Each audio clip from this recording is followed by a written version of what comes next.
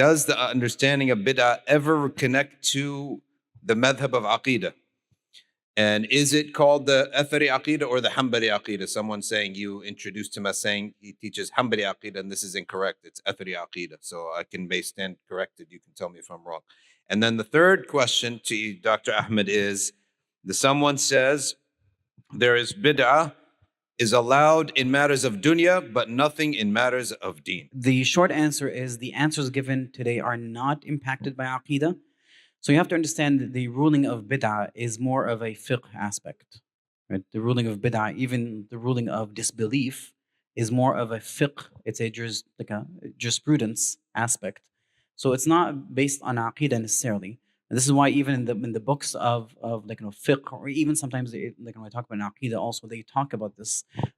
So is there, for example, a bid'ah that would take a person out of the realm of Islam? Yes. There's a bid'ah mukaffira and there's bid'ah mufassiqa. Right, and there's a bid'ah that is essentially you are a person who's heedless. A bid'ah mukaffira is like a person who denies resurrection, for example. Right, this is a bid'ah that's considered a form of disbelief. It's an innovation. It's not part of religion. It defies goes against the principles of religion. And so if a person says, I'm creating a new strain of Islam that says there's no hereafter, you just live your life as you want, you could pray and meditate, right? And then that is obviously a form of disbelief. But no, this discussion is more really founded in a fiqh aspect. Now, we did not really, at least from my side, I focused more on the fiqh aspect because most of the discussion goes around this aspect, right? The most discussions and arguments among the Muslims with bid'ah are usually more of applications. They're not necessarily with the aspects of belief that does have its realm and discussion somewhere else. So that is the first part. And I think the one had to do with what customary. Someone said I misintroduced you saying you teach Hanbali Aqida. No, there's a second part to it. طيب. So essentially is the Hanbali Aqida and the Athar Aqida the same thing? The answer is yes. They're synonym, and let me explain why. The reason it's called to explain to you that is the reason it's called the Hanbali Aqida, but it's also synonym to Athari, because even in the Hanbali school, when they author books, they would put for example, one of the books is called Al-Ayn wal-Athar fi Aqaid Ahl al-Athar, right? Al-Ayn wal-Athar, right? The Ayn, which means the essence of something, wal-Athar is traces in the belief of the people of Athar. This is by a Hanbali scholar, a latter scholar. But why is it considered a Hanbali Aqida? Because in reality, if you look at the four schools of thought, the Athari really culminated in the end in the Hanbali school because of Imam Ahmed bin Hanbal. Imam Ahmed bin Hanbal, because of what he has faced, he became the symbol of Ahlul Sunnah wal Jama'ah, became the Sunnah of the Athar. And so his followers, essentially, when they authored the books of Aqeedah, they authored it based on Imam bin Hanbal. And in fact, many of the people, when they wanted to make sure, to clarify therefore on the belief of Ahlul Sunnah wal Jama'ah, they will say, I'm upon the Aqeedah of Ahmed ibn Hanbal. Right?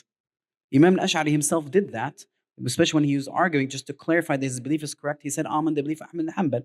And so this is why, the Hanbal, when they say Hanbal Aqeedah, it is synonym to the Athari Aqeedah. It is synonym to Ahl al-Hadith, because Ahmed Hanbal was that. But in the end, out of the four schools of thought that are remaining, most of the Malikis and most of the Shafi'is are Ash'ari. They follow the Ash'ari line. The Ahnaf mostly Maturidi. Yes, there are many from the other schools that kind of cross and have other stuff, but most of the majority of the Hanbalis, essentially, they follow Ahmed bin Hanbal, which is the Athari, essentially. Are there Shafi'is that are Atharis? Yes, right.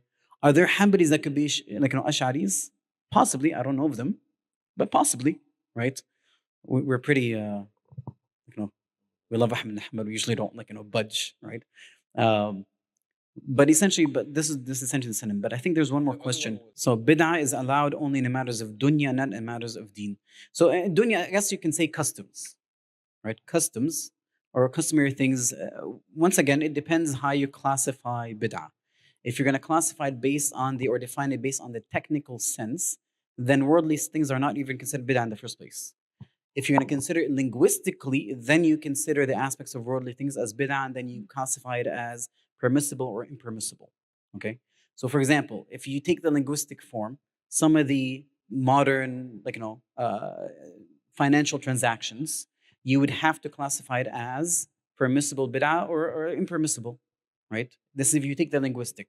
But if you take more of the technical term, which is like more of the jurisprudence, that it's only limited in aspects of religion, right? And so, what do you call a bid'ah in religion? It's an innovation that does not have any sort of principle root in Sharia.